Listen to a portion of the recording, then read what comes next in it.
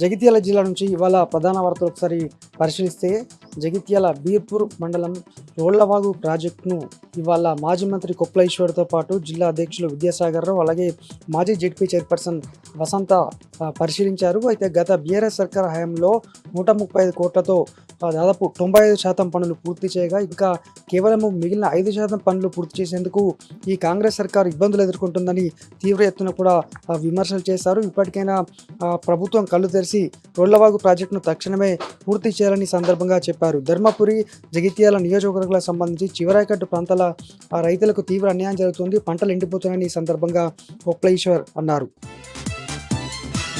మరొక వార్త, నిన్న యూరియా కొరత తీవ్రంగా వేధించిన విషయం తెలిసిందే. పాస్బుక్లు మరీ లైన్లో ఉంచినటువంటి పరిస్థితి రైతులు. మరి దానికి ప్రధానమైనటువంటి కారణము డిమాండ్కు సరిపడా అవసరానికి అనుగుణంగా యూరియా లేకపోవడం అనేది ఇప్పటివరకు ప్రాథమికంగా తేల్చారు. మరి ఇప్పటికైనా రైతులకు యూరియా సరఫరా చేస్తారా లేదా ఇంకా చెప్పులు అలాగే పాస్బుక్లు లైన్లో ఉంచాల్సిందేనా చూడాలి.